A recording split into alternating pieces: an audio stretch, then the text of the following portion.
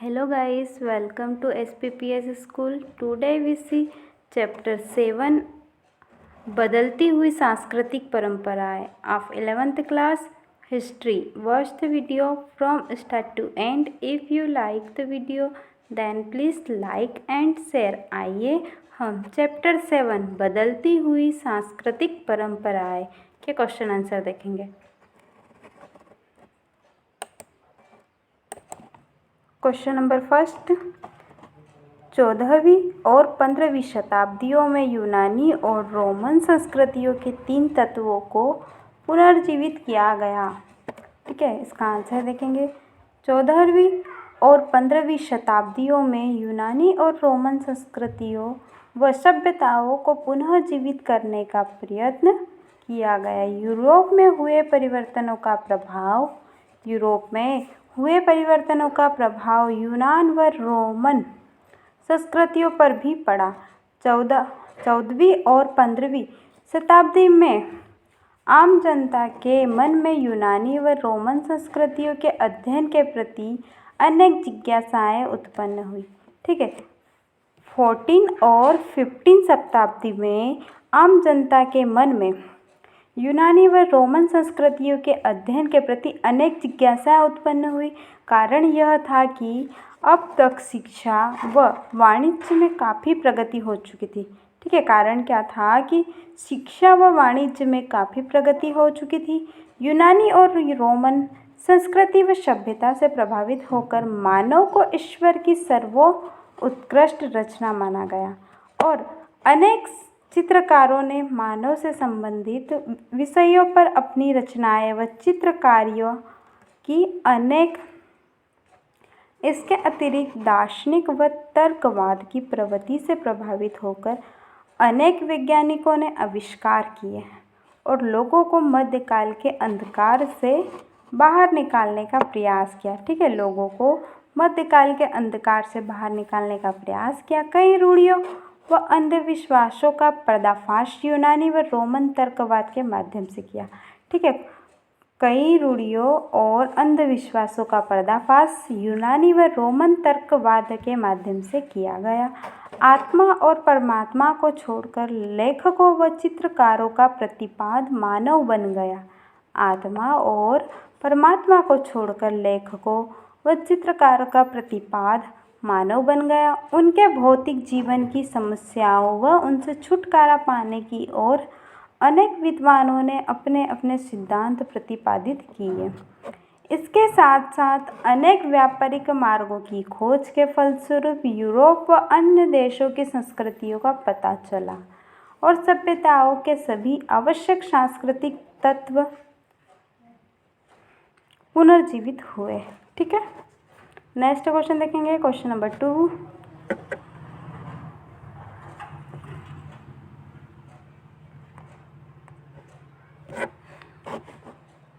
इस काल की इटली की वास्तुकला और इस्लामी वास्तुकला की विशिष्टताओं की तुलना कीजिए। ठीक है, क्वेश्चन क्या है? इस काल की इटली की वास्तुकला और इस्लामी वास्तुकला की विशिष्टताओं में तुलना कीजिए।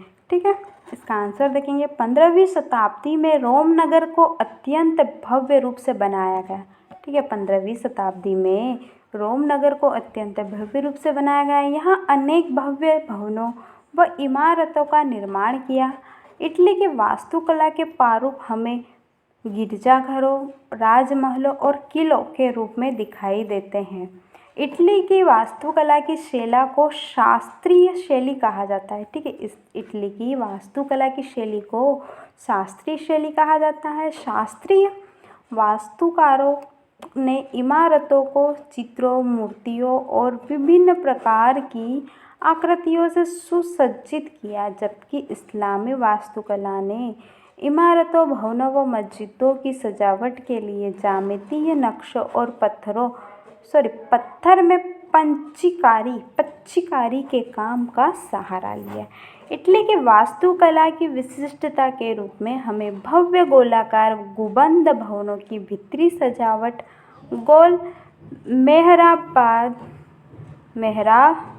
बदार दरवाजे आदि दिखाई देते हैं। हालांकि इस्लामी वास्तुकला इस काल में अपनी चरम सीमा पर थी। विशाल भवनों में बल्ब के आकार जैसे गुंबद, छोटी मीनारें, घोड़े के खुरों के आकार के मेहराब और मरोड़दार यानी कि घुमावदार खंभे आश्चर्यचकित कर देने वाले हैं।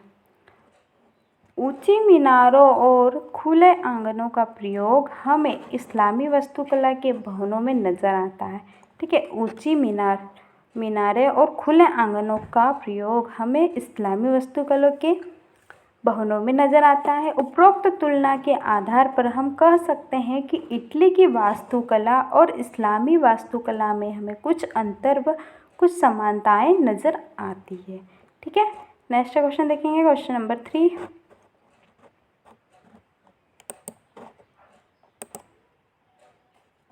मानवतावादी विचारों का अनुभव सबसे पहले इतालवी शहरों में क्यों हुआ?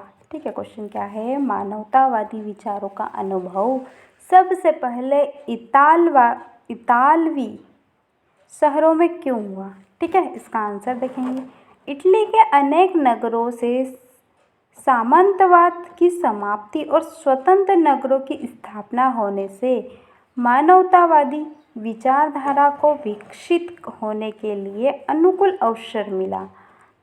14वीं शताब्दी में विद्वानों द्वारा प्लेटो एवं अरस्तु के सिद्धांतों एवं ग्रंथों के अनुवादों का अध्ययन किया। ठीक है, 14वीं शताब्दी में विद्वानों द्वारा प्लेटो एवं अरस्तु के सिद्धांतों एवं ग्रंथों के अनुवादों का अध्ययन किया। इसके अतिरिक्त मध्यकाल में कुस्तुनतुनिया पर तुर्कों द्वारा आधिपत्य कायम कर लेने से अनेक विद्वानों एवं दार्शनिकों ने इटली में शरण ली। ठीक है, अनेक विद्वानों और दार्शनिकों ने इटली में शरण ली और वे अपने साथ विपुल मात्रा में साहित्य ले गए। अरब वासियों की कृपा दृष्टि से इटली वासियों को अनेक साहित्यिक रचनाओं के अनुवाद भी प्राप्त हुए। ठीक है, अरब वासियों की कृपा दृष्टि से इटली वासियों को अनेक साहित्यिक रचनाओं के अनुवाद भी प्राप्त हुए। प्राकृतिक विज्ञान, खगोल विज्ञान, गणित, औषधि विज्ञान आदि विषयों की तरफ लोगों का ध्यान आकर्षित हुआ। इसके अतिरिक्त इटली के अनेक विश्वविद्यालयों में मानवतावादी विषयों पर अध्ययन शुरू होने लगा। इटली के पादुआ विश्वविद्यालय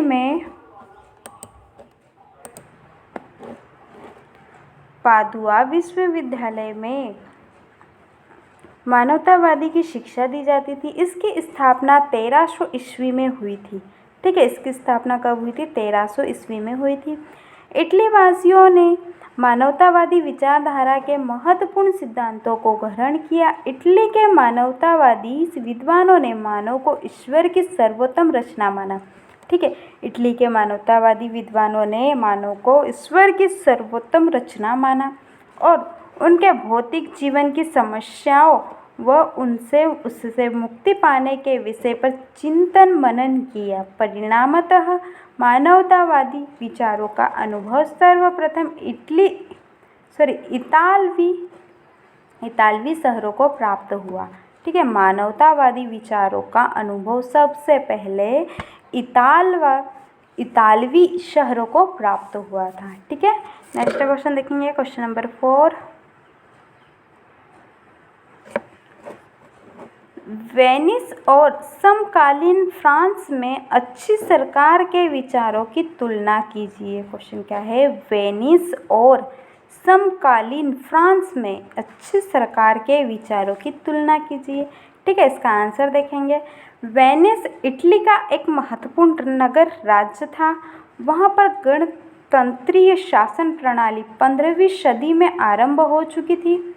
वेनिस के अतिरिक्त फ्लोरेंस और रोम विशेष रूप से उल्लेखनीय स्वतंत्र नगर राज्य थे।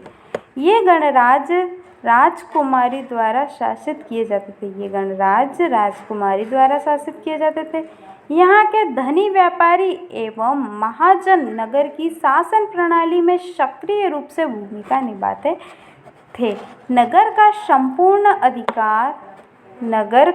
संपूर्ण अधिकार एक ऐसी परिषद के हाथों में था जिसके सारे सदस्य संभ्रांत वर्ग के और 35 वर्ष से अधिक आयु वाले थे। ठीक है, जिसके सारे सदस्य संभ्रांत वर्ग के और 35 वर्ष से अधिक आयु वाले थे। वेनिस में शासन की बागडोर नागरिकों के हाथों में थी। वेनिस निवासियों में नागरिकता की भावना अत्यधिक व्याप्त थी। ठीक है, दूसरी तरफ फ्रांस की शासन प्रणाली वेनिस के एकदम विपरीत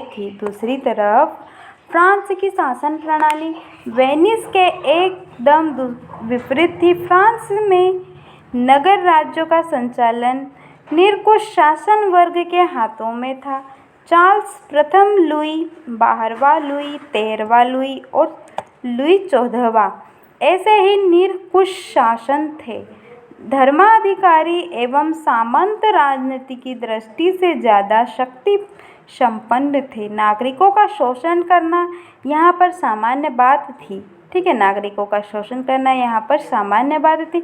निसंदेह वेनिस नगर में किसी प्रकार की क्रांति नहीं हुई, किंतु फ्रांस के नगर राज्यों में अनेक क्रांतियों का जन्म हुआ और इसका असर वहाँ की सांस्कृतिक, धार्मिक, सामाजिक एवं आर्थिक व्यवस्था पर व्यापक रूप से पड़ा।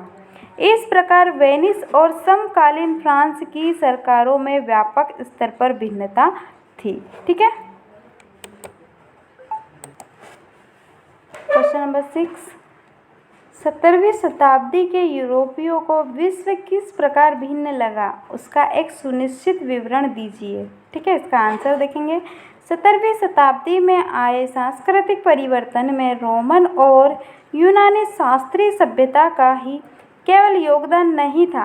पुनः जागरण में प्रत्येक तथ्य को तर्क की कसौटी पर कसने की जिस अवधारणा को उत्पन्न किया, उसके परिणाम स्वरूप विज्ञान के क्षेत्र में विशेष रूप से प्रगति हुई।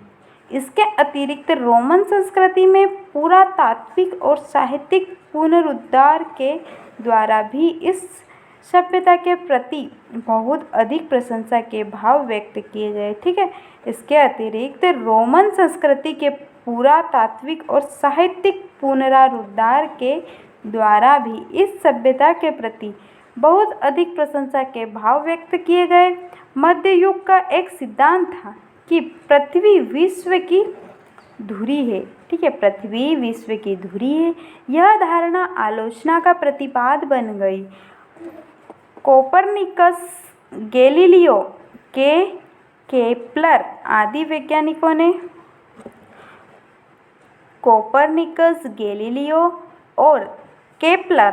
वैज्ञानिकों ने यह सिद्ध किया कि पृथ्वी एक बहुत बड़ा ग्रह है।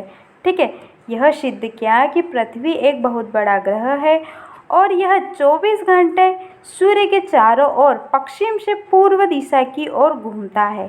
ठीक है, यह 24 घंटे सूर्य के चारों ओर पश्चिम से पूर्व की दिशा की ओर घूमते हैं। हार्वे ने रुधिर संचार सिद्धांत का प्रतिपादन किया।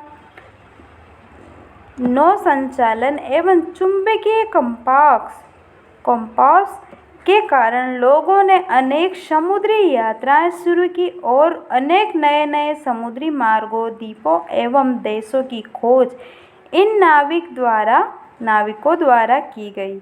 कोलंबस ने सन 1492 में अमेरिका का अन्वेषण किया, तो 1498 में वास्को डी गामा समुद्री मार्ग से भारत आया। ठीक है, 1498 में वास्को डी गामा समुद्री मार्ग से भारत आया। यहाँ तक कि स्पेनी नाविक 1606 में ताहिती द्वीप पर पहुंच गए। इस्लाम के विस्तार और मंगोलों की जीत से एशिया एवं उत्तरी अफ्रीका का संबंध यूरोप के अनेक देशों के साथ वाणिज्यिक आधार पर स्थापित हुआ। परिणामतः उन द्वीपों व देशों की सांस्कृतिक, सामाजिक, आर्थिक, राजनीतिक स्तर पर जानकारियाँ प्राप्त हुई। ठीक है।